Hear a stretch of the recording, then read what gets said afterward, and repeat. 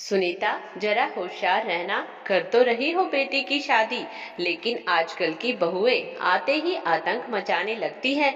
यह आजकल की पढ़ी लिखी लड़कियां, जो ना कहे वो कम, आते ही बेटे को अलग करके चूल्हा चौका अलग। नंदिनी जी सुनीता को सचेत करते हुए बोली।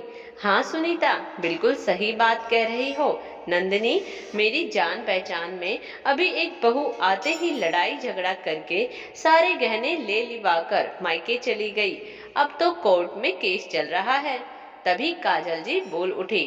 अरे, मेरी जेठानी की बहू तो पति को लेकर मायके ही रहने चली गई। अब जेठ जेठानी बेचारे उस घड़ी को कोसते हैं जब उन्होंने उस लड़की को बहू बनाने के बारे में सोचा था। नंदिनी भी सचेत करते हुए बोली।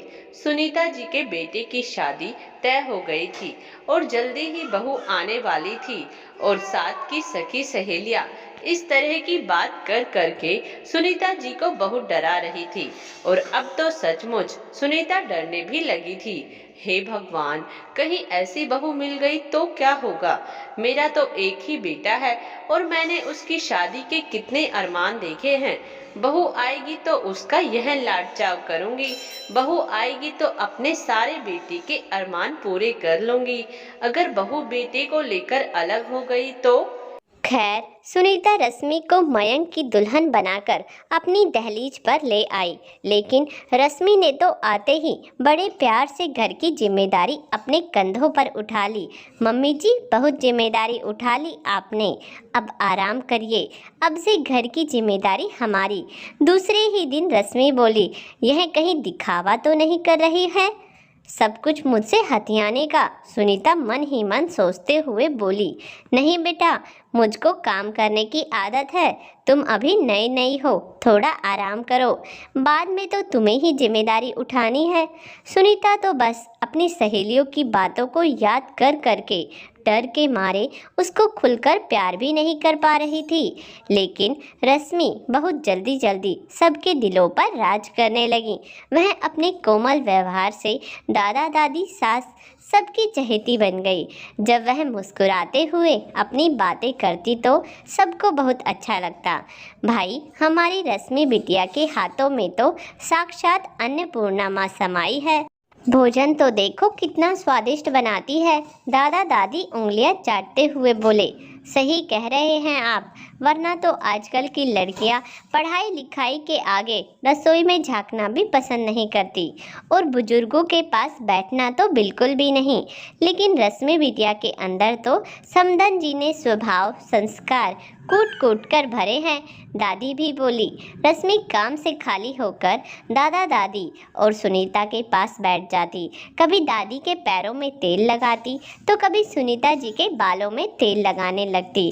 सुबह शाम सबके साथ मिलकर भगवान की आरती करती। सही कह रही है मम्मी जी आप, हम लोग सचमुच बहुत भाग्यशाली हैं जो भगवान ने हम लोगों को रश्मि जैसी बहू दी। हमारे तो भाग्य खुल गए। भगवान ने हमको बेटी नहीं दी थी, लेकिन रश्मि के आ जाने से ऐसा लग ही नहीं रहा कि हमारी बेटी नहीं है। रश्मि का इतना प्यार और अपनापन देखकर सुनीता जी मारे खुशी के रश्मि के लिए प्यार के आंसू छलक उठे। कहाँ सबकी बातों में फंसकर मैं अपनी प्यारी बहू से मन ही मन एक दूरी बना रही थी। सचमुच में लोगों की फिजूल की बातें सुन सुनकर इतना घबरा रही थी, लेकिन मेरी बहू तो सचमुच लाखों में एक है। लोग सही कहते हैं कि ताली एक हाथ से नहीं बजती। जो बहू गलत करती है, जरूर कुछ ना कुछ तो कमी ससुराल वालों की होती होगी। सुनीता ने मन ही मन सोचते हुए अपनी सहेलियों की बात मन से निकाल फेंका और मन ही मन संकल्प लिया कि कभी किसी की बातों में नहीं आऊंगी और अपनी बहू को खूब प्यार करूंगी।